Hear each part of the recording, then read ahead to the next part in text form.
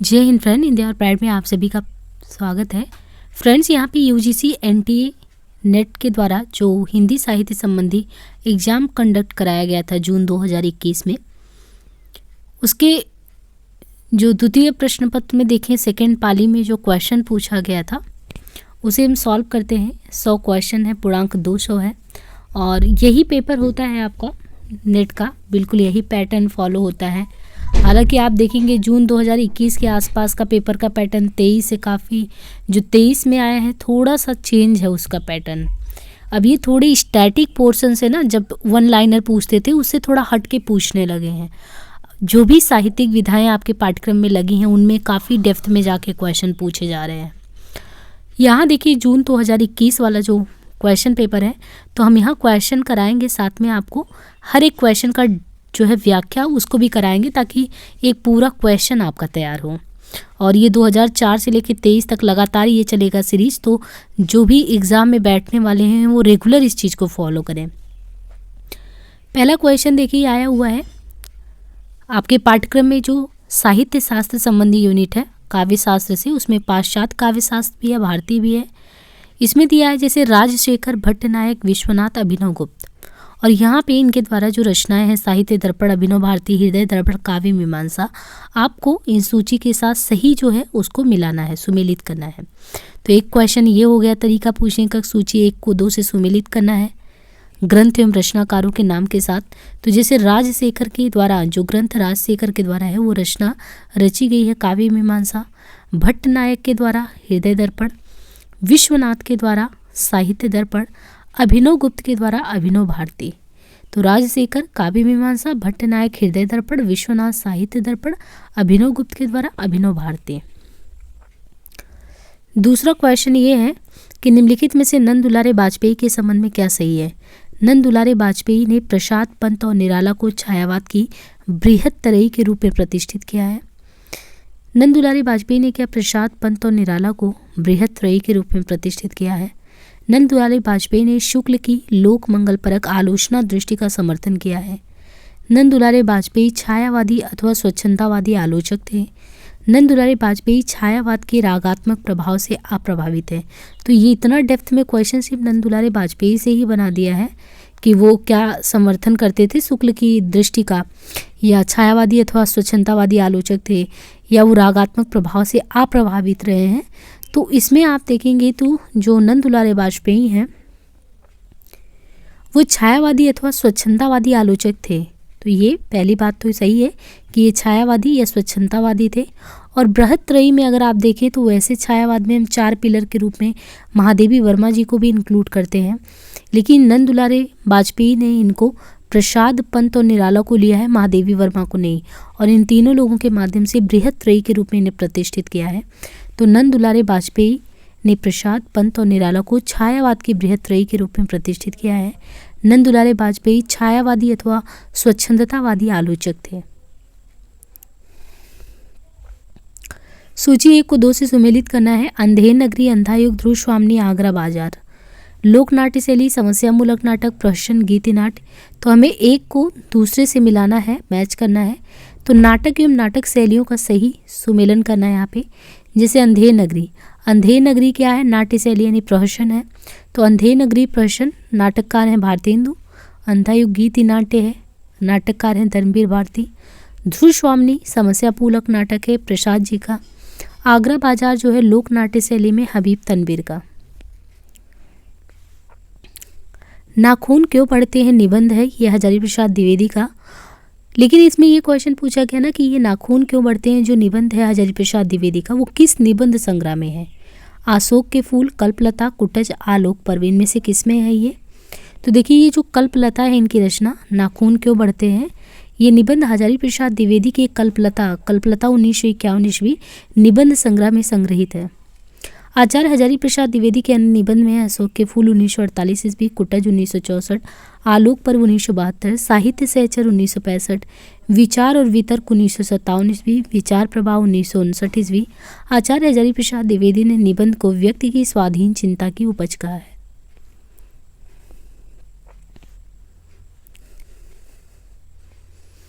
बादल को घिरते देखा है कविता से संबंधित सही तथ्य क्या है।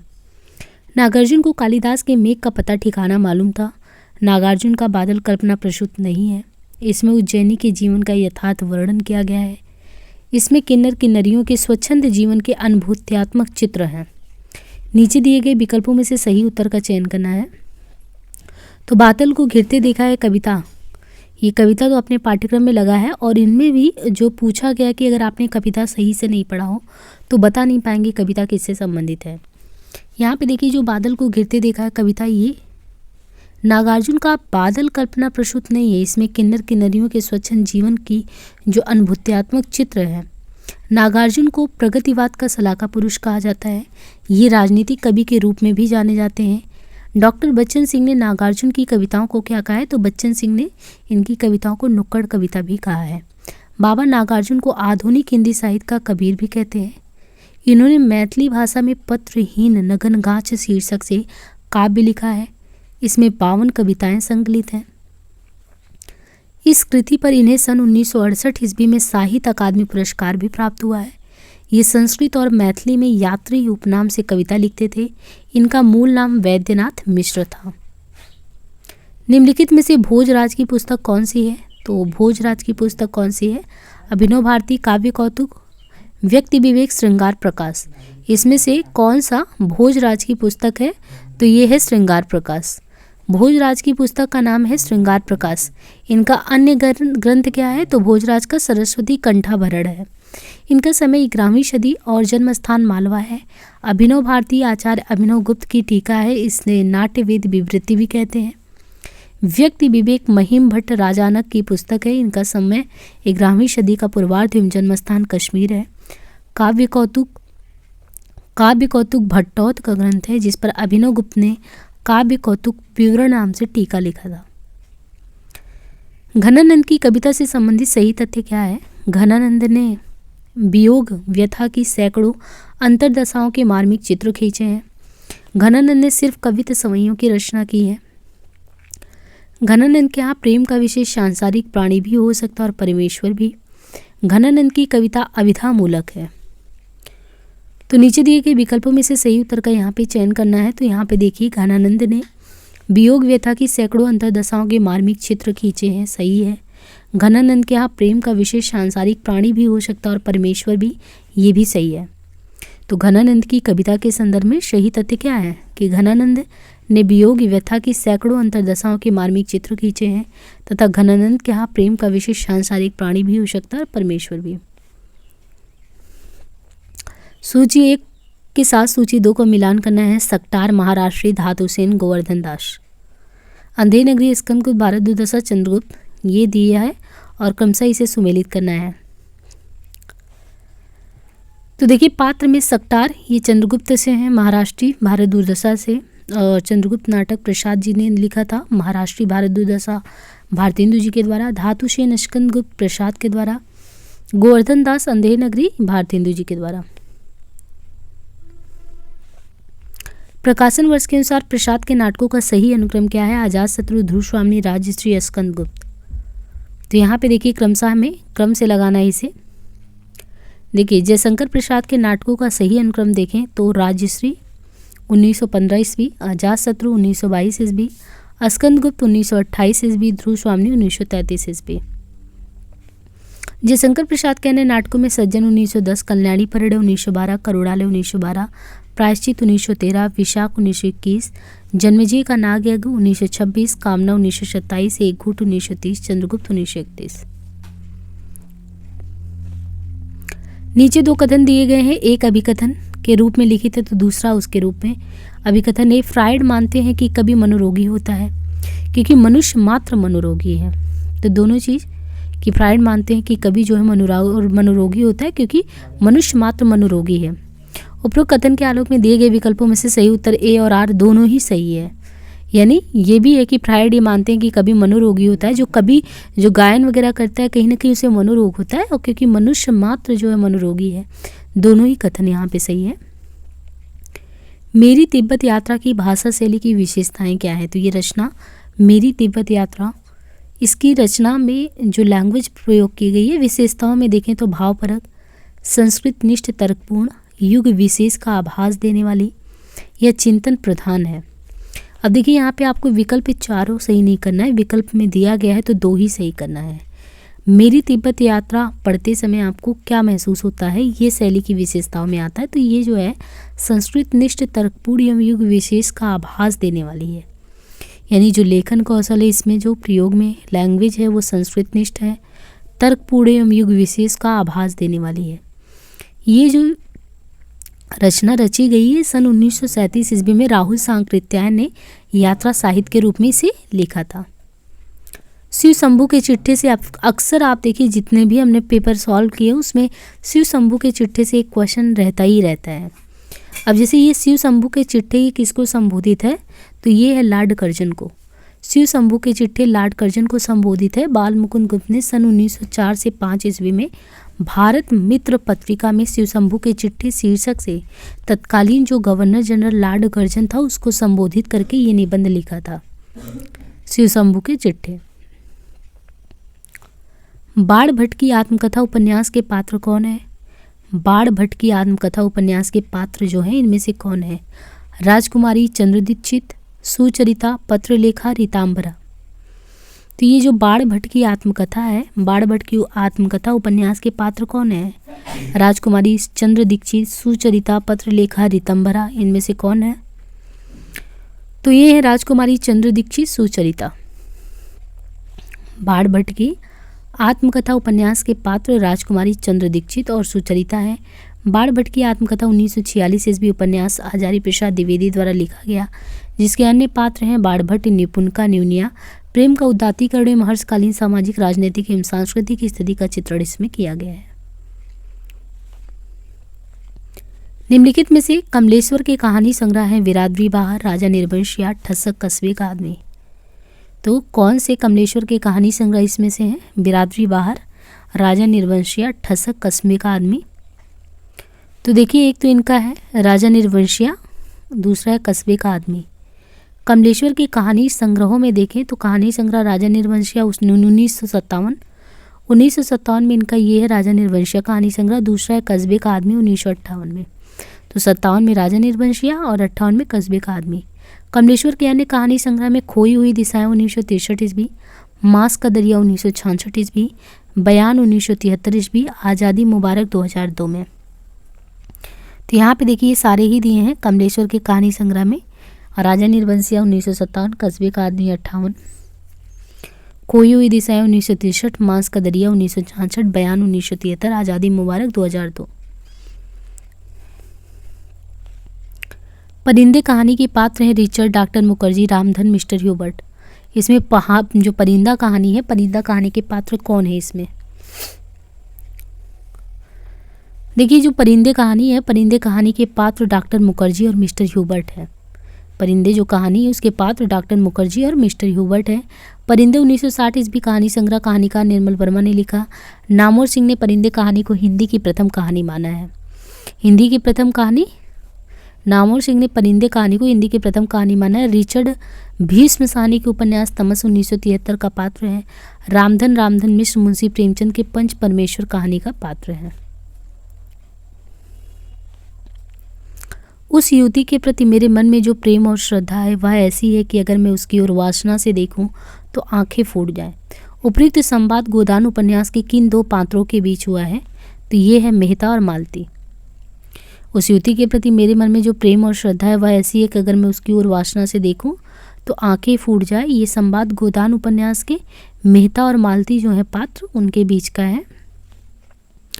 उस युवती के प्रति मेरे मन में जो प्रेम और श्रद्धा वह ऐसी है कि अगर मैं उसकी ओर वासना से देखूं तो आंखें फूट जाए।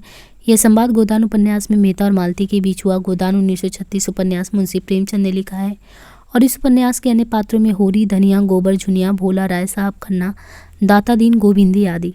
इस उपन्यास में किसान जीवन की महागाथा और ऋण कर्ज की समस्या का बृहद अंकन है। निम्नलिखित में से कौन तमस उपन्यास का पात्र नहीं है? रत्तो, रिचर्ड, नत्थू, हयात बख्श। तो इसमें कौन सा जो है तमस उपन्यास का पात्र नहीं है? रत्तो, रिचर्ड, नत्थू, हयात बख्श। देखिए रत्तो जो है तमस उपन्यास का पात्र रत्तो नहीं है। भीष्म साहनी के तमस 1973 उपन्यास के पात्र हैं रिचर्ड, नत्थू, हयात बख्श। वानप्रस्थ, लीजा, जरनैल सिंह, हरनाम, वंतो, लक्ष्मी नारायण, नूरी इलाही, मोहन। संस्कृति के 4 अध्याय में दिनकर ने रविन्द्रनाथ टैगोर और मोहम्मद इकबाल को आख्यायित किया है किस रूप में? नवोत्थान के कवि के रूप में। जो संस्कृति का 4 अध्याय है, संस्कृति के 4 अध्याय निबंध में, संस्कृति के 4 अध्याय निबंध में दिनकर ने रविन्द्रनाथ टैगोर और मोहम्मद इकबाल को नवोत्थान के कवि के रूप में आख्यायित किया है। इस निबंध पर रामधारी सिंह दिनकर को सन 1959 ईस्वी में साहित्य अकादमी पुरस्कार मिला। दिनकर जी ने भारत के सांस्कृतिक इतिहास को 4 भागों में बांटकर लिखने का प्रयास किया, जो भारतीय संस्कृति का एक सर्वेक्षण है। संस्कृति के 4 अध्याय निबंध का प्रकाशन सन 1946 ईस्वी में साहित्य अकादमी द्वारा हुआ।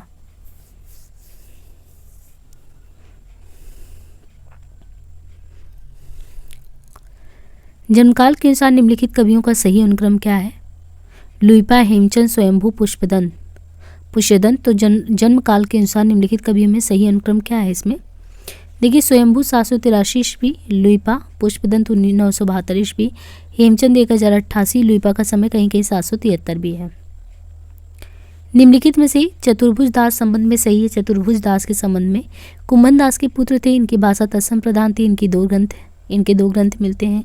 हितजू को मंगल इनकी काव्य कृति है। तो ये है कुंभन दास के पुत्र चतुर्भुज दास। दूसरा ये है कि हितजू को मंगल इनकी काव्य कृति है चतुर्भुज दास की।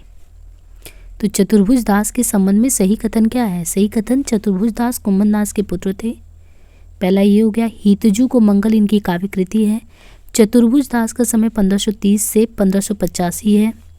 इनके गुरु गोसाई विट्ठलनाथ थे। इनका जन्म जमुनावती यूपी में हुआ था। ये अष्टछाप के कवि थे। अष्टछाप के कवियों में कुंभन दास सबसे बड़े तथा नंददास सबसे छोटे थे। सूची 1 के साथ सूची 2 को सुमेलित करना। ओष्ठ, दंत, कंठ, तालव्य। और यहाँ पे दिया है च, प, त, ग, यहाँ क्रमशः दिया है। तो कौन सा ध्वनि, जैसे ओष्ठ में क्या आता है ना, दंत में कौन सा आता है, तालव्य में कौन सा आता है, कंठ में कौन सा आता है, इसे में क्रमशः लगाना है। तो ओष्ठ में जैसे पा ध्वनि, दंत में त, कंठ में ग, तालव्य में च। निम्नलिखित ग्रंथों का सही अनुक्रम क्या है? Republic, mind in the modern world, practical criticism, essays ancient and modern. तो निम्नलिखित ग्रंथों का सही अनुक्रम क्या है? Republic, mind in the modern world, practical criticism, essays ancient and modern. देखिए, इसको प्रकाशन वर्ष के अनुसार ही सही लगाना होता है। जैसे रिपब्लिक लिखा गया प्लेटो के द्वारा, तो लेकिन लिखा कब गया है? तो रिपब्लिक प्लेटो के द्वारा 380 ईस्वी पूर्व। Practical criticism IA. रिचर्ड द्वारा 1929 में। Essays ancient and modern Thomas Stearns Eliot के द्वारा 1936 में। Mind in the modern world Lionel Trilling के द्वारा 1972 में। शुक्ल जी के अनुसार चंद बरदाई हैं, रामचंद्र शुक्ल जी हैं, तो वो चंद बरदाई को लेकर क्या कहते हैं? देखिए, रामचंद्र शुक्ल कहते हैं कि केवल कवित्व के रचयिता, ये इनको हिंदी का प्रथम महाकवि मानते हैं। ये केवल दोहा और तोमर के रचयिता मानते हैं, या व्याकरण में पारंगत मानते हैं। चंद बरदाई को क्या मानते हैं? तो शुक्ल जी जो है चंद बरदाई को जो मानते हैं यहाँ पे, वो हमें देखना है। हिंदी के प्रथम महाकवि, दूसरा व्याकरण में पारंगत। रामचंद्र शुक्ल के अनुसार चंद बरदाई हिंदी के प्रथम महाकवि तथा पृथ्वीराज रासो हिंदी साहित्य के प्रथम महाकाव्य। शुक्ल जी के अनुसार चंद बरदाई व्याकरण में पारंगत थे। यहाँ पे शुक्ल जी एक तो इनको हिंदी के प्रथम महाकवि और रासो जो उन्होंने लिखा है पहला महाकाव्य, और चंद बरदाई व्याकरण में पारंगत थे। छप्पे इनका निजी छंद था, छप्पे। शिव सिंह सेंगर ने चंद बरदाई को छप्पयों का राजा भी कहा था। किसने? शिव सिंह सेंगर ने। इनकी अधूरी कृति पृथ्वीराज रासो को इनके पुत्र जल्लड़ ने ही पूरा किया था। मारा दी गिरधर गोपाल दूसरा न कोय, दध मत घृत काढ़ लयाम डार दया छूयो। तो ये है मट्ठा के बारे में कहा गया है। उक्त पंक्ति में प्रयुक्त छूया का अर्थ क्या है? तो छूया का अर्थ मट्ठा है। उपयुक्त पंक्ति भक्ति काल की संप्रदाय निरपेक्ष कृष्ण भक्ति शाखा की कवित्री मीराबाई की है। इनकी अन्य प्रमुख रचनाओं में देखें तो राग गोविंद, राग सोठा, गीत गोविंद, नरसिंह जी का मायरा। मीराबाई की अन्य महत्वपूर्ण पंक्तियों में बसो मेरे नैनन में नंदलाल, हरि तुम हरो जन की पीर। निम्नलिखित में से इतिहास दर्शन से मूलतः संबंधित विचारक हैं वाल्तेयर। इतिहास दर्शन की मूलतः संबंधित विचारक कौन है? वाल्तेयर है। वाल्तेयर का मूल नाम क्या है? फ्रांसिस मेरी एरोइट। ये वाल्तेयर नाम से रचना करते थे। इनका जन्म पेरिस में 21 नवंबर सन 1694 को हुआ। इन्होंने नाटक, दर्शन, व्यंग कथा तथा काव्य शास्त्री रचनाएं लिखी और बदी बधाई परंपराओं का विरोध भी किया। चंपादीप किस कहानी में आया है? दुलाई वाली आकाशदीप, पिता गैंग्रीन। तो यहाँ पे जो ये चंपादीप है, चंपादीप आकाशदीप कहानी में आया है। चंपादीप आकाशदीप कहानी में आया है। आकाशदीप प्रसाद का कहानी संग्रह है। प्रसाद के अन्य कहानी संग्रह में छाया, प्रतिध्वनि, आधी, इंद्रजाल। दुलाई वाली 1907 बंग महिला राजेंद्र भाला घोष। गैंग्रीन कहानी अज्ञे की तथा पिता 1965 ज्ञानरंजन की कहानी है। मैत्रेयी पुष्पा के किस उपन्यास में ब्रज क्षेत्र के जीवन यथार्थ का चित्रण हुआ है? यह है चाक कहानी। चाक 1997 में उपन्यास में मैत्रेयी पुष्पा ने ब्रज क्षेत्र के जीवन यथार्थ का चित्रण किया है। मैत्रेयी पुष्पा के अन्य उपनाम क्या हैं? तो झूला नट 1999, अलमा कबूतरी 2000 ईस्वी, इदमन्नम 1994, कहे ईश्वरी फाग 2004 ईस्वी, गुना बेगुना, विजन त्रियाहट, वेतवा बहती रही, स्मृति दंश। निम्नलिखित में से कौन सा कॉलरिज का ग्रंथ नहीं है? The table talk, lectures on Shakespeare, letters Elizabethan essays. तो कौन सा कॉलरिज का ग्रंथ इसमें नहीं है? तो द टेबल टॉक और एलिजाबेथ एसेज करके जो है ये दोनों ग्रंथ जो है टी.एस. इलियट का, और द टेबल टॉक विलियम, यहाँ पे देखना है जो Elizabethan essays, the table talk ग्रंथ ये कॉलरिज का नहीं है, बल्कि एलिजाबेथन एसेज ग्रंथ टी.एस. इलियट का और the table talk William Hazlitt का। कोलरिज द्वारा रचित ग्रंथ में है letters, lectures on Shakespeare, Biographia Literaria, church and state, confessions of an inquiring spirit, the friend is to reflection. असाध्य वीणा आगे की किस कविता संग्रह में है? असाध्य वीणा। बावरा अहेरी, अरियो करुणा प्रभा में, इंद्रधनुष रौदे हुए, आंगन के पार द्वार। इसमें जो असाध्य वीणा आगे की किस कविता संग्रह में है? तो ये है आंगन के पार द्वार। असाध्य वीणा आगे के आंगन के पार द्वार 1961 ईस्वी कविता संग्रह में संग्रहित है। आगे की अन्य कविताओं में है बावरा अहेरी 1954, इंद्रधनुष रौदे हुए 1957, अरियो करुणा प्रभा में 1959। अखियां हर दर्शन को भूखी, बारक व मुख फेर दिखायो, द्वीपे पीवत पतूखी। उक्त पद में पतूखी का क्या मतलब है? यहाँ पे देखिए पतूखी का क्या मतलब है? पत्ते का दोना। उक्त पद में पतूखी का अर्थ है पत्ते का दोना, जो सूरदास जी के पद से लिया गया। सूरदास जी की रचनाएं कौन सी हैं? सूर सागर, सूर सरावली, साहित्य लहरी। नीचे दिए गए हैं दो कथन। मार्क्सवाद साहित्य सृजन का प्रधान कारण श्रम को मानता है, क्योंकि श्रम के बगैर साहित्य की परिकल्पना असंभव है। तो आपको यही ध्यान देना है यहाँ पे, जिस तरीके से इसने कहा है इस कथन में कि मार्क्सवाद साहित्य सृजन का प्रधान कारण श्रम को मानता है, तो ठीक है, लेकिन क्योंकि श्रम के बगैर साहित्य की परिकल्पना असंभव, ये चीज़ गलत है। कुछ पत्ते कुछ चिट्ठियाँ, आत्मा की आंखें, चुका भी हूँ नहीं मैं, कुकुर मुत्ता। और यहाँ पे सामने लेखकों के नाम दिए हैं और इन रचनाओं को मिलाना है। दिनकर निराला, शमशेर बहादुर, रघुवीर शाह है। तो देखिए यहाँ पे जैसे कुछ पत्ते कुछ चिट्ठियाँ, कुछ पत्ते कुछ चिट्ठियाँ जो है 1989 में रघुवीर शाह का है। आत्मा की आंखें 1964 रामधारी सिंह दिनकर। चुका भी हूँ नहीं मैं 1975 ईस्वी शमशेर बहादुर सिंह। कुकुर मुत्ता 1942 ईस्वी सूर्यकांत त्रिपाठी निराला। कबीर कूता राम मुतिया मेरा नाव, गले राम की जीवड़ी जित खैंचे तित जाओ। तो इसमें है आत्मसमर्पण। आत्मसमर्पण की मानसिकता व्यक्त हुई। प्रस्तुत दोहा भक्ति काल के निरूढ़ काव्य धारा के प्रतिनिधि कवि किसकी है? तो प्रतिनिधि कवि कौन है? कबीरदास। ये कबीरदास द्वारा रचित है। कबीर अरबी भाषा का शब्द है, जिसका अर्थ क्या होता है?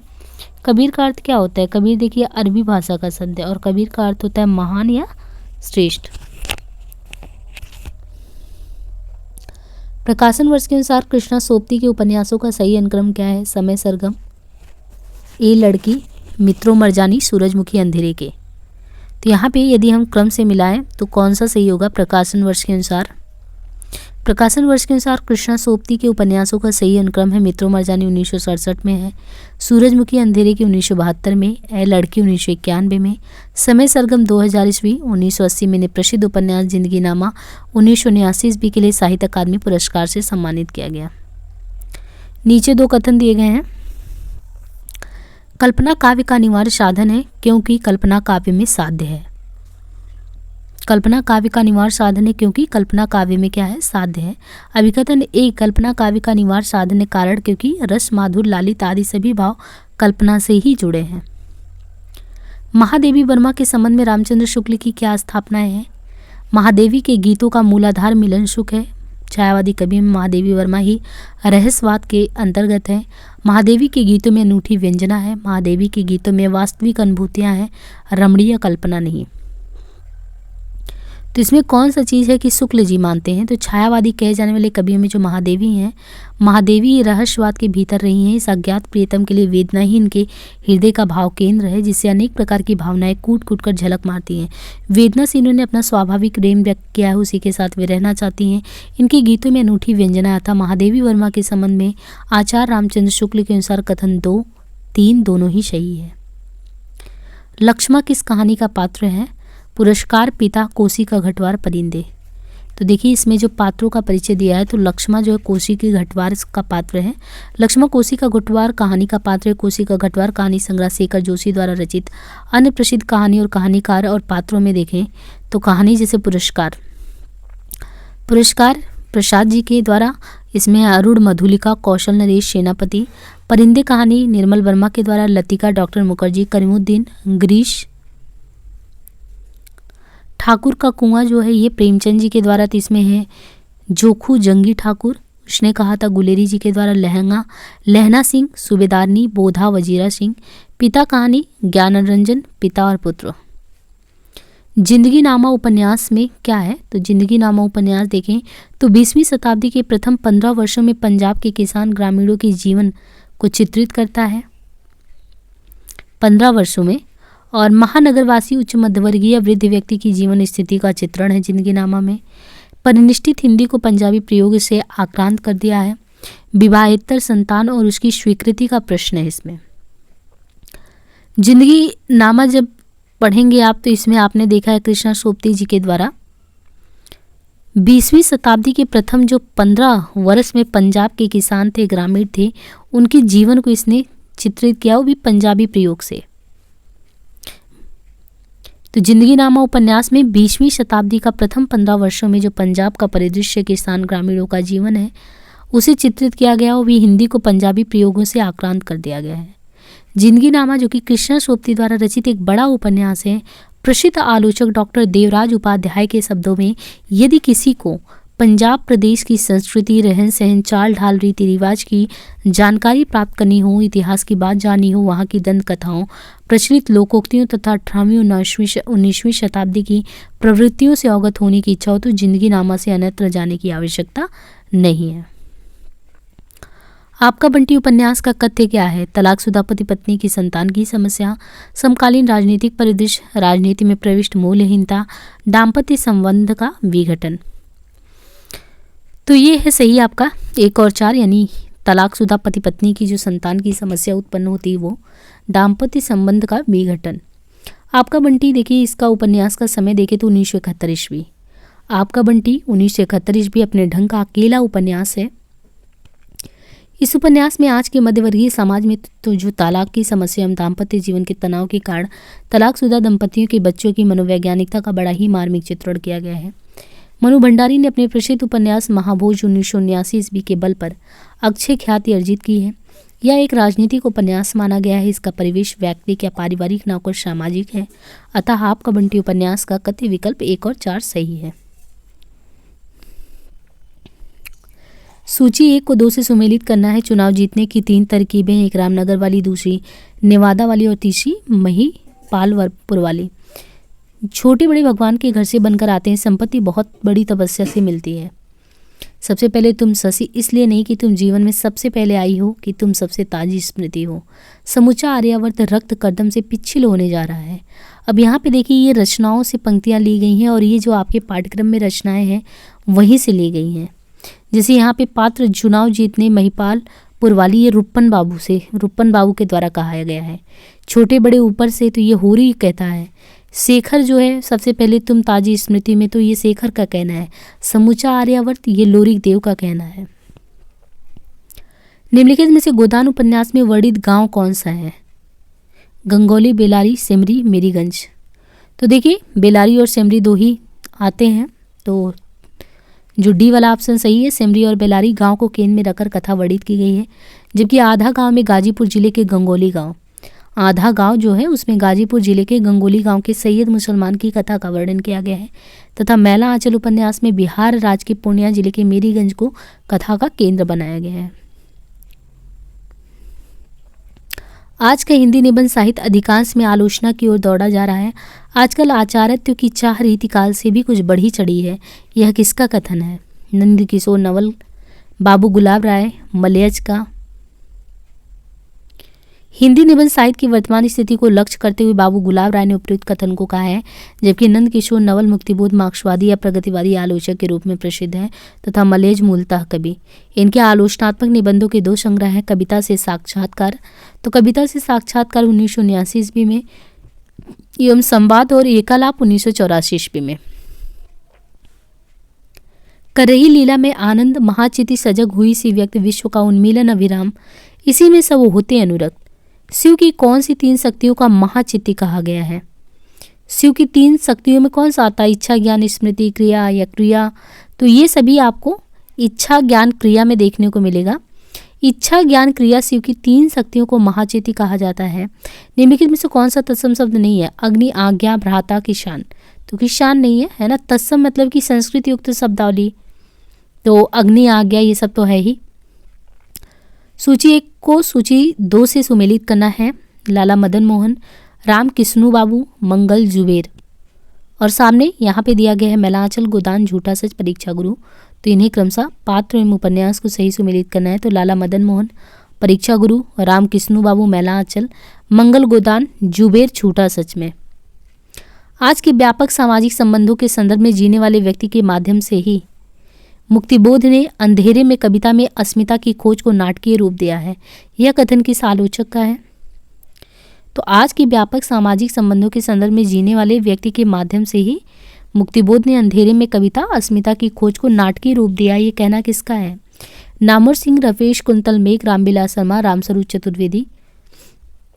देखिए उपयुक्त कथन ये जो है डॉक्टर नामवर सिंह का है। अंधेरे में एक लंबी कविता है, विभिन्न आलोचकों ने इसे विभिन्न दृष्टि से देखा है। रामविलास शर्मा ने इसे अपराध भावना का अनुसंधान तथा आरक्षित जीवन की कविता कहा है। रामस्वरूप चतुर्वेदी ने अंधेरे में के लंबे खंडों में कवि की समस्या है, समाज के उत्थान पतन और आंदोलन के बीच अपनी रचना के प्रेरक तत्वों का विज्ञान, रचना कैसे बाहर से अंदर आती है और फिर कैसे बाहर दूर दूर तक परिव्याप्त हो जाती है। इंद्रनाथ मदान ने इसे क्या कहा है? तो इंद्रनाथ मदान ने इसे आत्म संशोधन का आत्म अनुसंधान कहा है। निम्नलिखित में से किस कवि का उपनाम हितैषी है? तुलसीराम शर्मा, अनूप शर्मा, गोपाल शरण सिंह, जगदम्बा प्रसाद। तो यहाँ पे देखिए कि किस कवि का उपनाम इसमें हितैषी है। यह है जगदम्बा प्रसाद। जगदम्बा प्रसाद मिश्र, जन्म 1895 ईस्वी, निधन 1957 का। जन्म मुरादाबाद, उन्नाव, यूपी में हुआ था। इनका उपनाम हितैषी था। इनकी प्रमुख रचनाओं में है मातृ गीता, कल्लोलिनी, वैकाली दर्शना। भारतेंदु युग के प्रमुख निबंधकारों में कौन कौन है? पदम सिंह शर्मा, श्याम बिहारी मिश्र, काशीनाथ खत्री, राधाचरण गोस्वामी। नीचे दिए गए विकल्पों में से सही उत्तर का चयन करना है कि भारतेंदु युग के प्रमुख निबंधकार में कौन आते हैं। तो ये है काशीनाथ खत्री और राधाचरण गोस्वामी। भारतेंदु युग के प्रमुख निबंधकार में काशीनाथ खत्री एवं राधाचरण गोस्वामी हैं। भारतेंदु युग के अन्य निबंधकार हैं बद्रीनारायण चौधरी, प्रेमघन, प्रताप नारायण मिश्र, ठाकुर जगमोहन सिंह, अंबिका दत्त व्यास, राधा कृष्ण दास। जबकि हिंदी के प्रथम संस्करणकार में पदम सिंह शर्मा। इनकी प्रमुख रचना है पद्म पराग, सन 1929 ईस्वी में प्रकाशित हुआ। निम्नलिखित में से कौन सा तत्व मार्क्सवादी चिंतन के पक्ष में नहीं है? आधार और अधिरचना, प्रतिनिधिपात, वर्ग संघर्ष, यांत्रिक भौतिकवाद। तो ये यांत्रिक भौतिकवाद जो है ये मार्क्सवादी चिंतन के पक्ष में नहीं है।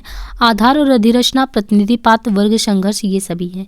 यांत्रिक भौतिकवाद तत्व मार्क्सवादी चिंतन के पक्ष में नहीं है, जबकि आधार और अधिरचना वर्ग संघर्ष तथा प्रतिनिधिपात मार्क्सवादी चिंतक के तत्व हैं।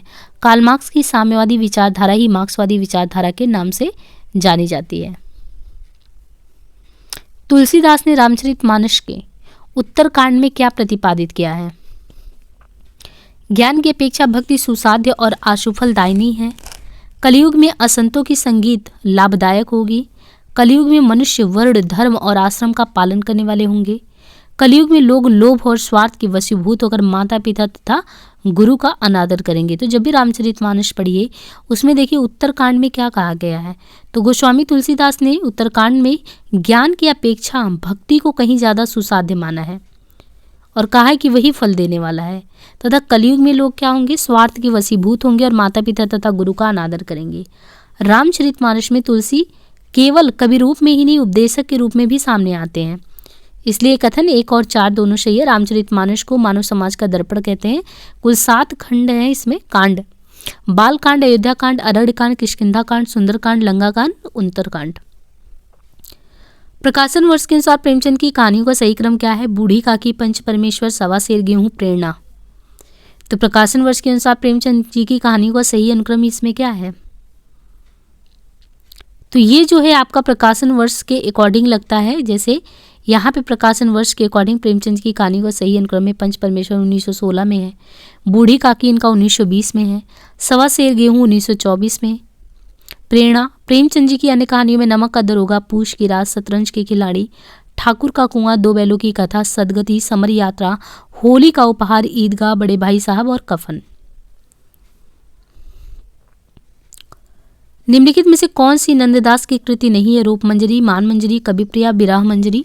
तो कौन सा इसमें नंददास की कृति नहीं है? कविप्रिया। कविप्रिया जो है नंददास की कृति नहीं है। नंददास की रचनाओं में है रूप मंजरी, विरह मंजरी, ज्ञान मंजरी। कविप्रिया नंददास की कृति नहीं है। नंददास की रचनाओं में रूप मंजरी, विरह मंजरी, मान मंजरी है। कविप्रिया केशवदास की रचना है, इसका समय 1601 है। केशवदास की अन्य रचनाओं में रसिक प्रिया, रामचंद्रिका, विज्ञान गीता। संस्कृति के 4 अध्याय के अनुसार अकबर के राज्यारोहण तक सरकारी हिसाब किस भाषा में रखा जाता था? तो हिंदी में। संस्कृति के 4 अध्याय के अनुसार अकबर के राज्यारोहण तक सरकारी हिसाब हिंदी भाषा में रखा जाता था। संस्कृति के 4 अध्याय 4 भागों में दिनकर द्वारा लिखा गया। इस पर दिनकर को सन 1959 में साहित्य अकादमी पुरस्कार भी प्राप्त हुआ था। रामचंद्र शुक्ल ने हिंदी साहित्य के इतिहास में देव के कितने ग्रंथों का उल्लेख किया है? 22, 24, 23, 25। तो रामचंद्र शुक्ल ने हिंदी साहित्य के इतिहास में देव के कुल कितने? तो 23 ग्रंथों का उल्लेख किया है, जो निम्न है: रस विलास, भाव विलास, भवानी विलास, कुशल विलास, अष्टयाम, सुजान विनोद, काव्य रसायन, जाति विलास, देव माया प्रपंच, रस विलास, राग रत्नाकर, देवचरित, सुख सागर तरंग, प्रेम चंदिका, देव शतक, प्रेम तरंग। सहमति नहीं, यह समकालीन शब्द नहीं है, इसे बालिकों के बीच चालू मत करो। ये पंक्तियां किस कविता से है? तो नक्सलवाड़ी से। उपयुक्त पंक्तियां सुदामा पांडे धूमिल द्वारा लिखित कविता नक्सलवाड़ी से है। धूमिल की प्रमुख कविताएं: मोचीराम, 20 साल बाद, पटकथा, रोटी और संवाद, लोहे का स्वाद। निम्नलिखित में से यह कथन इष्टाभिधेय, वक्रोक्ति, रिष्टा, वाचाम, अलंकृति किसका है? तो ये है भामा का। भामा ने काव्यालंकार नामक ग्रंथ की रचना की, जो 6 परिच्छेदों में विभक्त है। प्रकाशन वर्ष के अनुसार प्रसाद की कहानियों का सही अनुक्रम क्या है? इंद्रजाल, ग्राम, आकाशदीप, गुदड़साई। तो ये है क्रम। यदि देखें तो क्राम, ये ग्राम 1911 ईस्वी, गुदड़साई 1926, आकाशदीप 1928, इंद्रजाल 1936 ईस्वी। प्रकाशन वर्ष के अनुसार प्रसाद की कहानियों का सही अनुक्रम: प्रमुख चर्चित कहानियों में पत्थर की पुकार, उस पार का योगी, चंदा, देवदासी, ममता, खंडहर की लिपि, घीसू, चूड़ी वाली, बिशाती, शालवती, मधुआ, नूरी, पुरस्कार, गुंडा, छोटा जादूगर। इधर वह कविता मेरा पिंड नहीं छोड़ रही थी। अगर वह कविता भावावेशपूर्ण होती तो एक बार उसकी आवेशात्मक अभिव्यक्ति हो जाने पर मेरी छुट्टी हो जाती। यह उद्धरण निम्नलिखित में से किससे लिया गया है? एक लंबी कविता का अंत से। ये जो लिया गया है उद्धरण मुक्तिबोध की एक लंबी कविता का अंत से लिया गया। मुक्तिबोध की प्रमुख कविताएं: अंधेरे में, ब्रह्म राक्षस, अंतःकरण का आयतन, भूल गलती। अंधेरे में का पहला प्रकाशन कल्पना में 1964 ईस्वी में आकाश के दीप अंधेरे में नाम से हुआ था। पार्वती, सुखदेव, दौलतराम और छोटे निम्नलिखित में से किस कथाकृति के पात्र हैं? पार्वती, सुखदेव, दौलतराम और छोटे निम्नलिखित में से किस कथाकृति के पात्र हैं? देवरानी जेठानी की कहानी। देवरानी जेठानी की कहानी 1870, पंडित गौरीदत्त। रानी केत की कहानी इंसालखा, वामा शिक्षक, पुंसी ईश्वरी प्रसाद और कल्याण राय भागवती, श्रद्धाराम फिलौरी। मैं नीर भरी दुख की बदली का प्रतिपाद्य है। इसमें रहस्यवादी ढंग से जीवन की नश्वरता की बात की गई है। इसमें स्त्री के सामाजिक प्रदेय और श्रेय को रेखांकित किया गया है। स्त्री का जीवन दुख में ही बीतता रहा है। स्त्री अपने आंसुओं को व्यर्थ नहीं जाने देती। तो ये देखिए महादेवी वर्मा जी के द्वारा, और इसका हमें उत्तर का चयन करना है। तो ये जो मैं नीर भरी दुख की बदली इनके द्वारा है, ये इसमें देखें तो 3 और 4 सही है, यानी स्त्री का जीवन दुख में ही बीतता रहा है और स्त्री अपने आंसुओं को व्यर्थ नहीं जाने देती। वह क्या करती है? वह उसी से नया सृजन करती है। महादेवी वर्मा की महत्वपूर्ण काव्य कृतियों में निहार है। निहार, रश्मि, नीरजा, सांद गीत, यामा, दीपशिखा, सप्तपड़ा। मुर्दैया में ननकू पांडे किस कला में कुशल थे? तो ननकू पांडे ढोलक वादन में। मुर्दैया में ननकू पांडे ढोलक वादन कला में कुशल थे। तुलसीराम कृत दलित आत्मकथा मुर्दैया 2010 प्रथम भाग, मणिकर्णिका 2013 दूसरा भाग। ईश्वर, अंश, जीव, अविनाशी, चेतन, अमल, सहज, सुख राशि, इन पंक्तियों में कौन सा दर्शन है? तो विशिष्ट द्वैतवाद है। विशिष्ट द्वैतवाद दर्शन है। रामानुजाचार्य विशिष्ट द्वैतवाद दर्शन के प्रवर्तक हैं। दर्शन और प्रवर्तक में देखें तो अद्वैतवाद शंकराचार्य, द्वैताद्वैतवाद, भेदाभेदवाद निम्बार्काचार्य, द्वैतवाद माधवाचार्य, शुद्धाद्वैतवाद विष्णु स्वामी। प्रकाशन वर्ष के अनुसार श्रीलाल शुक्ल के उपन्यासों का सही अनुक्रम क्या है? विश्रामपुर का संत, सूनी घाटी का सूरज, मकान, पहला पड़ाव। तो इसमें हमें क्रम से जो है तो सभी श्रीलाल शुक्ल के उपन्यास, लेकिन उन उपन्यासों का जब प्रकाशन वर्ष सही से आपको लगाना है तो सूनी घाटी का सूरज 1957, मकान 1976, पहला पड़ाव 1987, विश्रामपुर का संत 1998। प्रकाशन वर्ष के अनुसार निम्नलिखित नाटकों का सही अनुक्रम क्या है? हानुश, आषाढ़ का एक दिन, लहरों के राजहंस, आधे अधूरे। अब यहाँ पे देखिए पहले बहुत ज़्यादा ये प्रकाशन वर्ष वगैरह से क्वेश्चन पूछे जाते थे और दे दिया जाता था आपको, बहुत सारे प्रकाशन वर्ष याद भी रखने पड़ते थे, लेकिन अभी कुछ चेंज हुआ है इसका पैटर्न। अब यहाँ पे देखिए प्रकाशन वर्ष के अनुसार नाटकों की सही अनुक्रम है। आषाढ़ का एक दिन 1958, लहरों के राजहंस 1963, आधे अधूरे 1969, हानुश 1977। लहरों के राजहंस नाटक की रचना मोहन राकेश ने अशोक घोष के महाकाव्य सौंदरानंद के आधार पर किया। आधे अधूरे नाटक को मील का पत्थर भी कहा जाता है। आषाढ़ का एक दिन, लहरों के राजहंस, आधे अधूरे मोहन राकेश के नाटक है। हानुश नाटक भीष्म साहनी का है। राष्ट्रपति का आदेश, संसद की राजभाषा समिति के सुझाव, राजभाषा अधिनियम, संकल्प। यहाँ 1968, 1955, 1959, 1963 दिया है। तो यहाँ पे हमें क्रमशः जो है इसको सुमेलित करना है। राष्ट्रपति का आदेश 1955, संसद की राजभाषा समिति के सुझाव 1959, राजभाषा अधिनियम 1963, संकल्प 1968। राष्ट्रपति राजेंद्र प्रसाद ने सन 1955 ईस्वी में बाल गंगाधर तिलक बीजी खेत की अध्यक्षता में राजभाषा आयोग का गठन किया। इस आयोग में कुल 21 सदस्य थे। संयुक्त संसदीय समिति में 30 सदस्य थे, जिनमें लोकसभा के 20 तथा राज्यसभा के 10। इसने अपना प्रतिवेदन 1959 में दिया। राजभाषा अधिनियम 1963 ईस्वी में उन भाषाओं को जो संघ के राजकीय प्रयोजन, संसद में कार्य के व्यवहार, केंद्रीय एवं राज्य अधिनियम और उच्च न्यायालयों में कतिपय प्रयोजनों के लिए प्रयोग में लाई जा सकेंगी। संकल्प 1968 ईस्वी संविधान के अनुच्छेद 343 के अनुसार संघ की राजभाषा हिंदी रहेगी और उसके अनुच्छेद 351 के अनुसार हिंदी भाषा का प्रसार वृद्धि करना है। भारत दुर्दशा के बारे में कौन से विचार सही हैं? इसका आरंभ महारानी विक्टोरिया की स्तुति से हुआ है। भारत दुर्दशा नाटक का, यह हिंदी का पहला राजनीतिक नाटक है या विचार प्रधान नाटक है। इसमें अंग्रेजी राज में भारत के विकास की बात की गई है। तो जो भारत दुर्दशा नाटक है इसमें देखिए एक तो यह विचार प्रधान नाटक है, दूसरा हिंदी का पहला राजनीतिक नाटक है भारत दुर्दशा। भारत दुर्दशा के बारे में सही विचार यह है कि यह हिंदी का पहला राजनीतिक तथा विचार प्रधान नाटक है। भारत दुर्दशा भारतेंदु हरिश्चंद्र का हिंदी का पहला राजनीतिक नाटक माना जाता है। इसमें भारतवर्ष के तत्कालीन परिस्थिति का चित्रण व अंग्रेजी राज की अप्रत्यक्ष निंदा की गई है। भारत दुर्दशा 1880 में रचित भारतेंदु हरिश्चंद्र का नाट्य रासक नाटक है। इसमें कुल 6 अंक हैं। उनमें देखिए पहला अंक जो है इसमें तो प्रथम स्थान जो प्रथम अंक का है वो स्थान बीथी है। दूसरा अंक इसमें दीन भारत बिलक बिलक कर अपनी दुर्दशा का वर्णन करता और मूर्छित हो जाता है।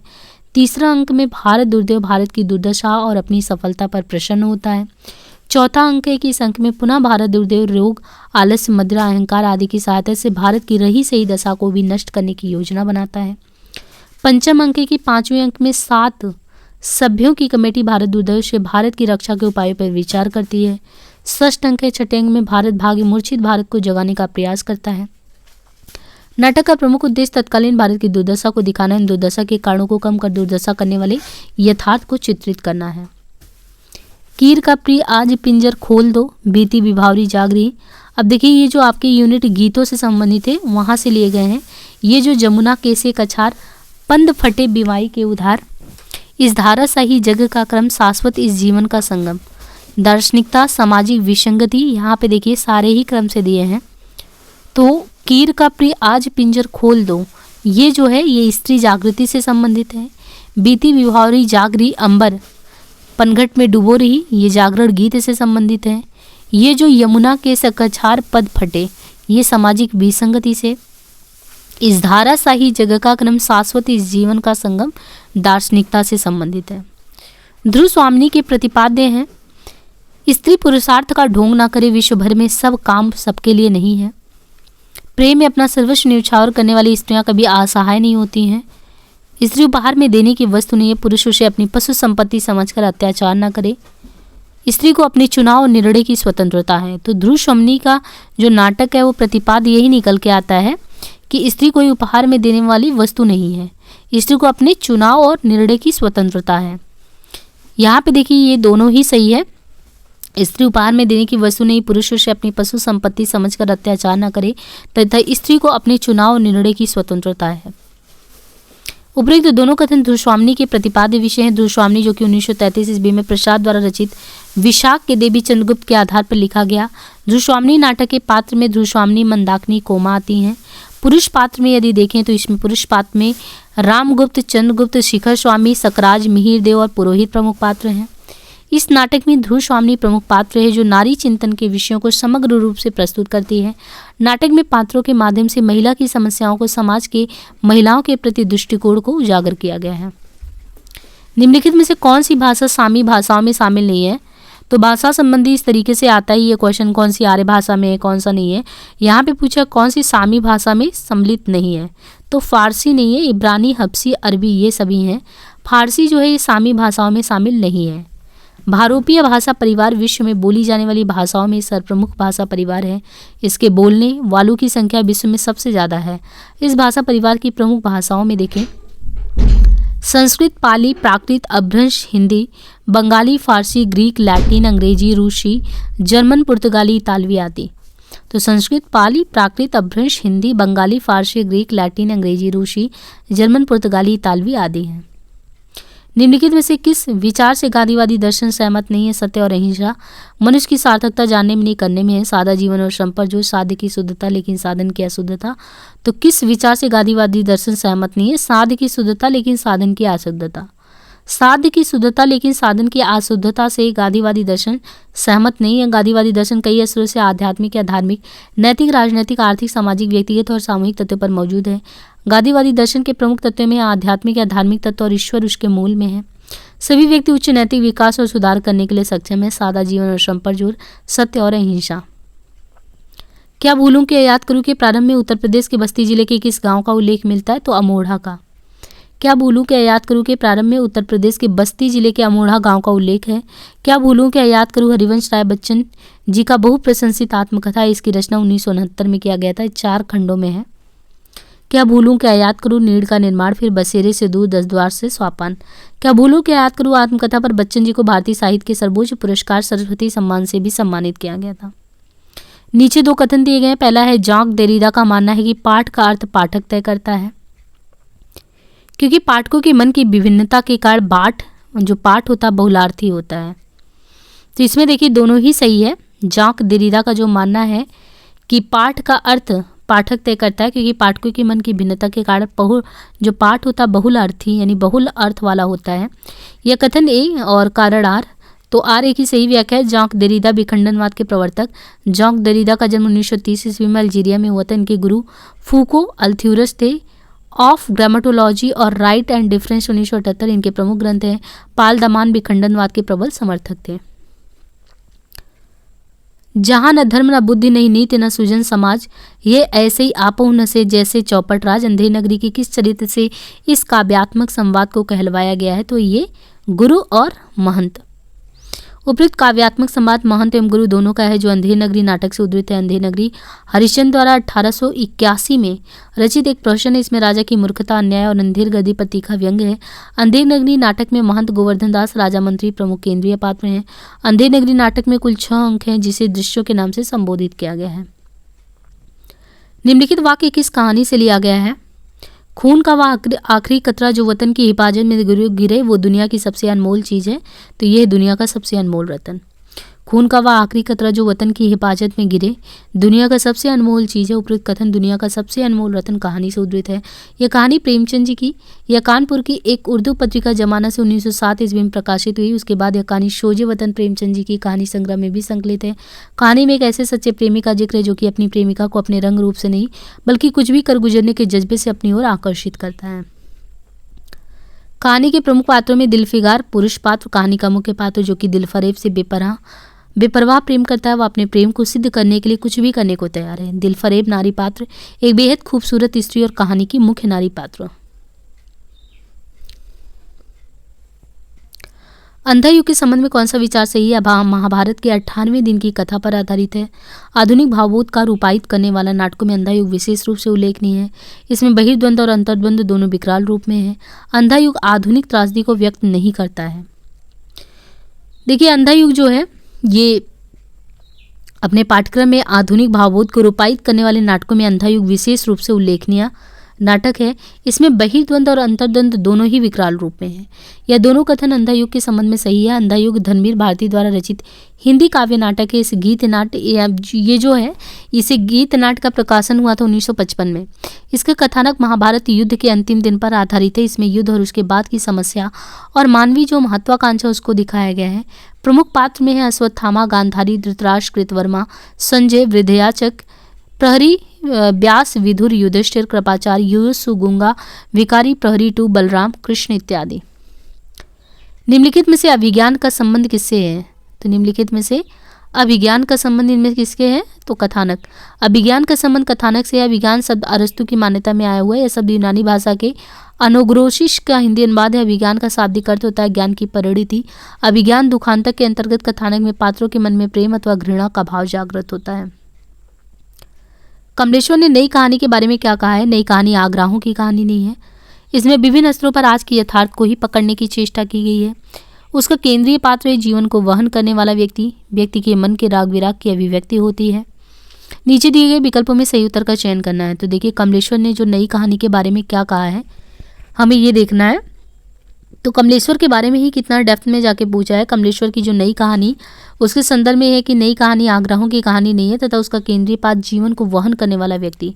नई कहानी नाम का दुष्यंत कुमार ने सर्वप्रथम प्रयोग किया था। नई कहानी का जन्म 1956 ईस्वी में माना जाता है। नई कहानी के प्रवर्तक राजेंद्र यादव, मोहन राकेश कमलेश्वर माने जाते हैं। नई कहानी में भोगे हुए यथार्थ पर ज़्यादा ही प्रकाश दिया गया है और पूर्ववर्ती कहानियाँ पूर्वाग्रह से युक्त होती थी, लेकिन नई कहानियाँ किसी भी तरह के पूर्वाग्रह से मुक्त थी। नई कहानी पर शास्त्र के अस्तित्ववाद का भी प्रभाव दिखाई देता है। जन्म वर्ष के अनुसार निम्नलिखित रचनाओं का सही क्रम क्या है? रामदरस मिश्र, विवेकी राय, बाल मुकुंद गुप्त, अध्यापक पूर्ण सिंह। तो नीचे दिए गए विकल्पों में सही उत्तर का चयन करना है। जन्म वर्ष के अनुसार, देखिए ये तो बहुत ही ज़्यादा हेक्टिक हो जाता है कि किसका किसका जन्म वर्ष याद रखें। तो यहाँ पे देखिए जन्म वर्ष के अनुसार पूछा गया है कि 1865 बाल मुकुंद गुप्त का है, अध्यापक पूर्ण सिंह का 1881 है और रामदरस मिश्र का 1924 और 1924 में ही विवेकी राय का भी है। निम्नलिखित में से किस काव्यधारा में सहज भोग मार्ग से जीव को महासुख की ओर उन्मुख करने की बात हुई है? तो ये देखते हैं सिद्ध साहित्य में। सिद्ध साहित्य में सहज भोग मार्ग से जीव को महासुख की ओर उन्मुख किया गया है। सिद्ध साहित्य में सिद्धों में पंचमकार, मांस, मछली, मदिरा, मुद्रा, मैथुन की दुष्प्रवृत्ति देखने को मिलती है। साधना पद्धति में शिव भक्ति के युगल रूप की उपासना की जाती है। सिद्धों का चरम उत्कर्ष काल 8वीं से 10वीं शताब्दी के मध्य था। सिद्धों के विषय में सबसे पहली जानकारी ज्योतिरेश्वर ठाकुर की रचना वर्ण रत्नाकर से मिलती है। सिद्ध साहित्य की विशेषताओं में जीवन की सहजता और स्वाभाविकता में दृढ़ विश्वास, गुरु महिमा का प्रतिपादन, बाहर पाखंडों की कटु आलोचना, रहस्यात्मक अनुभूति, जन भाषा का प्रयोग है। निम्नलिखित में से पुस्तक और लेखक का सही मेल केशव की काव्य कला, गुप्त की कला, सत्येंद्र कृष्ण शंकर शुक्ल। तो यहाँ पे देखिए केशव की काव्य कला लेखक हैं कृष्ण शंकर शुक्ल, गुप्त की कला सत्येंद्र, पद्माकर की काव्य साधना अखौरी गंगा प्रसाद, प्रसाद की काव्य साधना रामनाथ लाल सुमन।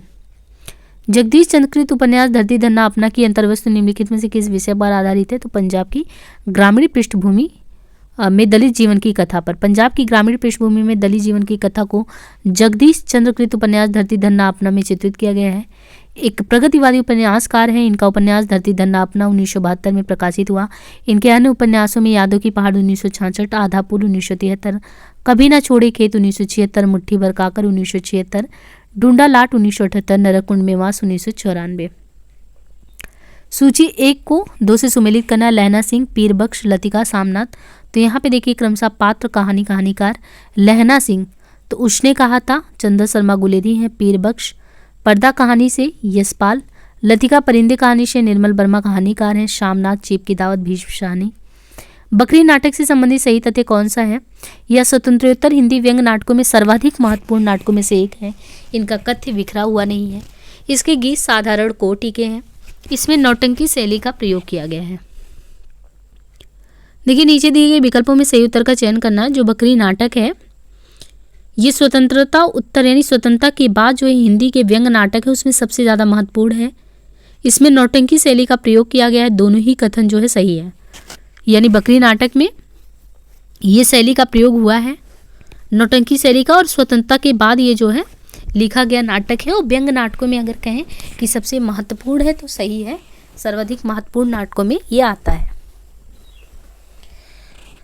दूसरा ये है कि बकरी नाटक जो है वो किसके द्वारा है? तो बकरी नाटक है सर्वेश्वर दयाल सक्सेना की कृति। सर्वेश्वर दयाल सक्सेना जो है ये जनवादी नाटककार हैं और इनके नाटक लोक नाट्य शैली में आबद्ध हैं। इनके 3 नाटक हैं, बकरी 1974 में, लड़ाई 1979 ईस्वी में और गरीबी हटाओ। बकरी नाटक 1975 ईस्वी में आपातकाल से 1 वर्ष पहले प्रकाशित हुआ। इसमें 2 अंक हैं और प्रत्येक अंक में 3-3 दृश्य भी हैं। इस नाटक की रचना उत्तर प्रदेश की नौटंकी शैली में हुई है। इस नाटक में जनवादी चेतना, राजनीतिक व्यंग, आम आदमी की व्यथा, भ्रष्टाचार और विसंगति का चित्रण भी है।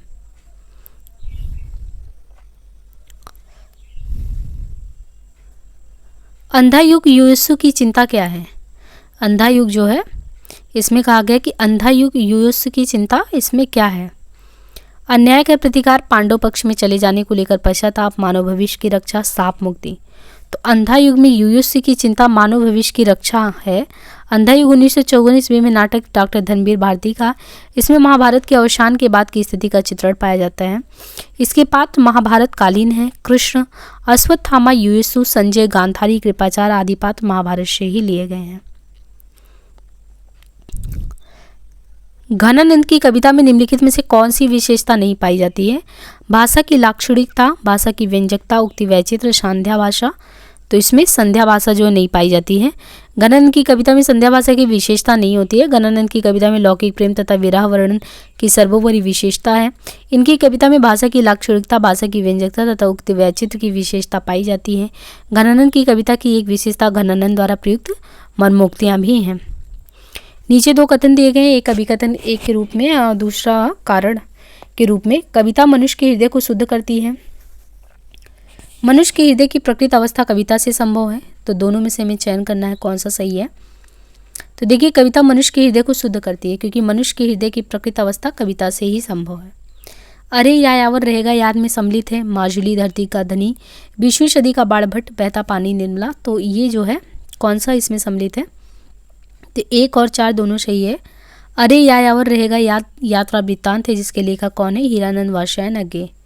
इसके तहत सम्मिलित यात्रा वृत्तांत में परशुराम से तुर्खम, किरणों की खोज में, देवताओं के अंचल में, मौत की घाटी में, एलूरा, माजुली, बहता पानी, निर्मला। निम्नलिखित काव्य ग्रंथों का सही अनुक्रम क्या है? उदिता, चांद का मुंह टेढ़ा है, चिंता, संसद से सड़क तक। तो इन्हें हमें सही अनुक्रम में लगाना है, वो भी प्रकाशन वर्ष के अकॉर्डिंग।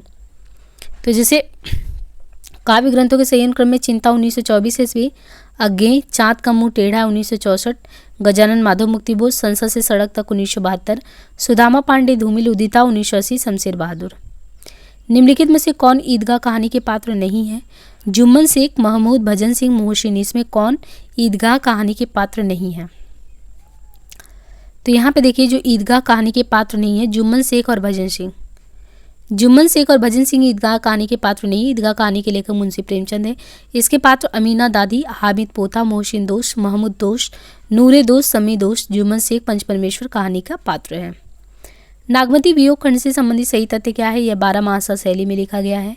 12 मासा की शुरुआत जायसी ने की। जायसी ने जेठ आषाढ़ी नामक 13वें महीने का उल्लेख किया है। नागमती के आंसुओं से सारी सृष्टि भीगी हुई सी जान पड़ती है। तो नागमती वियोग खंड से ये क्वेश्चन बनाया गया है। तो नीचे दिए गए विकल्पों में सही उत्तर का चयन करना है। तो देखिए यहाँ पे 1 और 4 जो सही है कि 12 मासा शैली में है, प्लस इसमें जो है नागमती के आंसुओं से सारी सृष्टि भीगी हुई सी जान पड़ती है।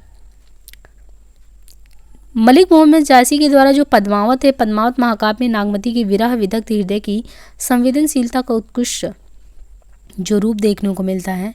नागमती विरह वर्णन में जैसे व्यथा स्वयं ही मुखरित होने लगती है। नागमती वियोग खंड में 12 मासा वर्णन के साथ साथ नागमती के आंसुओं से सारी सृष्टि भीगी सी जान पड़ती है। निम्नलिखित अवतरण को ध्यान से पढ़ना और इसी से आपको उत्तर देना है। यहाँ पे जैसे दिया है कि यदि किसी देश का बाह्य रूप सम्मान योग्य तथा सुंदर नहीं बन सका है तो समझना चाहिए कि उस राष्ट्र की आत्मा में एक उच्च जगत का निर्माण किया जाना जो शुरू नहीं हुआ है, अर्थात वहाँ सच्चे साहित्य के निर्माण का श्रीगणेश नहीं हुआ है। साहित्य मनुष्य को भीतर से सुसंस्कृत और उन्नत बनाता है और तभी उसका बाह्य रूप भी साफ दिखता है। साथ ही बाह्य रूप के साफ और स्वस्थ होने से आंतरिक स्वास्थ्य का भी अपना वो शुरू हो जाता है कि वो भी सही रहता है। दोनों ही बातें अन्योनाश्रित हैं। जबकि हमारे देश में नाना भांति के कुसंस्कार और गंदगी वर्तमान में है, जबकि हमारे समाज का आधा अंग पर्दे में ढका हुआ है। हमारी 90% जनता अज्ञान के मलबे के नीचे दबी हुई है। तब हमें मानना चाहिए कि अभी दिल्ली बहुत दूर है। हम साहित्य के नाम पर जो कुछ कर रहे हैं और जो कुछ दे रहे हैं उसमें कहीं बड़ी भारी कमी रह गई है। हमारा भीतर और बाहर अब भी साफ स्वस्थ नहीं है। साहित्य की साधना तब तक बंद ही रहेगी जब तक हम पाठकों में एक ऐसी अदम्य आकांक्षा जागृत ना कर दे जो सारी मानव समाज को भीतर से और बाहर से सुंदर तथा सम्मान योग्य देखने के लिए सदा व्याकुल रखे। अंदर यह आकांक्षा जागृत हो सके तो हम में से प्रत्येक अपनी अपनी शक्ति के अनुसार उन सामग्रियों को जरूर संग्रह लेंगे जो उक्त इच्छा की पूर्ति की सहायक है।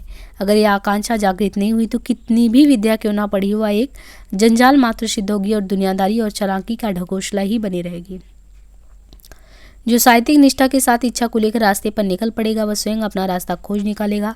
साधन की अल्पता से कोई महती इच्छा आज तक नहीं रुकी, यह भूखी होनी चाहिए। अब देखिए इसमें कहा है कि हमारा वर्तमान साहित्य कैसा है, तो सामाजिक दायित्वों को पूर्ण करने में पूरी तरह सक्षम नहीं है, क्योंकि हम साहित्य के नाम पर जो कुछ भी कर रहे हैं, वो जो कुछ भी दे रहे हैं, उसमें आज भी कहीं बड़ी भारी कमी रह गई है। हमारा भीतर और बाहर अब भी साफ और स्वच्छ नहीं है। ऐसा क्यों है? क्योंकि सामाजिक दायित्वों को पूर्ण करने के लिए दुनियादारी और चालाकी का ढकोसला छोड़ना पड़ेगा। सामाजिक दायित्वों को पूर्ण करने के लिए समाज के हर व्यक्ति के अंदर निष्ठा हो, तभी जाके समाज सुधरेगा। तो ये जो आप पढ़ेंगे ना गद्यांश, उसी से इसका उत्तर निकल आएगा। किसी देश और उसके नागरिकों का चरित्र निर्माण तभी संभव है जब उस देश में सत्य साहित्य हो, यानी जो साहित्य हो सुसंस्कृत उन्नत बनाने वाला हो।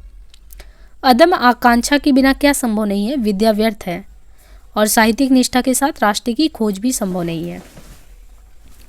इस अनुच्छेद में वर्णित अन्योनाश्रित बातों का मूल क्या है? अन्योनाश्रित मतलब एक दूसरे पर आश्रित होना।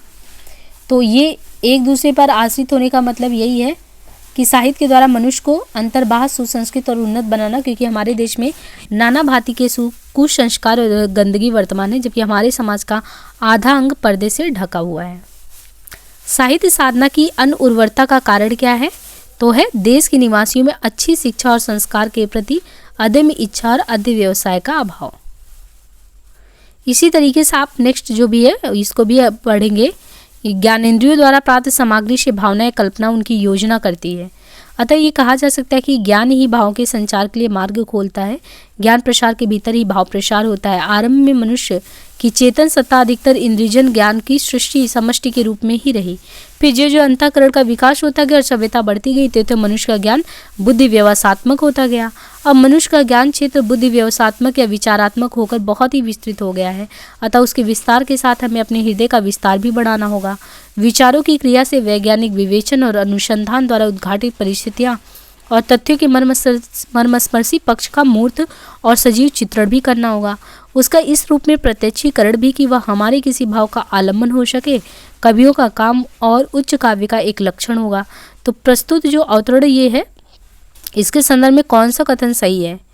तो देखिए, अनुसंधान नए विचार से संबंधित आधुनिक अनुसंधान द्वारा उद्घाटित परिस्थितियां और तथ्यों के मर्मस्पर्शी पक्ष को कविता में अधिक स्थान है। तो यहाँ पे बताया गया कि अनुसंधान नए विचार और वैज्ञानिक विवेचन से उद्घाटित मार्मिक परिस्थितियों की मूर्त और सजीव चित्त को कवि को अपने काव्य के एक लक्षण के रूप में शामिल करना होगा, क्योंकि मनुष्य जो है वो अपनी ज्ञानेंद्रियों द्वारा ही भाव या कल्पना की योजना बनाता है। तो इसी तरीके से आप इसको भी प्रस्तुत अवतरण के संदर्भ में निम्नलिखित में से कौन सा कथन सही नहीं है? तो भावना या कल्पना ज्ञानेंद्रियों से प्राप्त सामग्री को संयोजित करती है। भाव विचार से ज्ञान व्यापार संचालित होता है। नए विचार वैज्ञानिक विवेचन के परिप्रेक्ष्य में कवि को अपनी सृजन शक्ति को समृद्ध करना जरूरी है। भाव का प्रसार ज्ञान के प्रसार के भीतर है।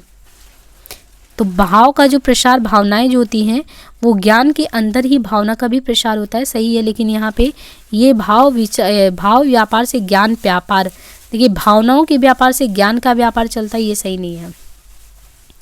प्रस्तुत अवतरण के संदर्भ में निम्नलिखित में से कौन सा कथन सही है? तो ये हमारे ज़माने में अपने विचारों के विस्तार के साथ हृदय का विस्तार करना जरूरी है। प्रस्तुत अवतरण के आधार पर निम्नलिखित में से कौन सा कथन सही नहीं है? तो ये है ज्ञान प्रसार के दायरे से भाव प्रसार परे है। प्रस्तुत अवतरण के संदर्भ में निम्नलिखित में से कौन सा कथन सही है? तो यह सभ्यता के विकास के साथ मनुष्य के विचार अधिक व्यापक हो गए हैं। तो इस तरीके से ये प्रैक्टिस सेट आपका यहीं पे समाप्त होता है। मिलते हैं हम नेक्स्ट प्रैक्टिस सेट के साथ। उम्मीद है कि सेशन बहुत ही यूजफुल रहा होगा आपके लिए। इसी तरीके से कंटिन्यू देखते रहिए और प्लीज़ चैनल को अपना सपोर्ट दीजिए। आज के लिए इतना ही, धन्यवाद।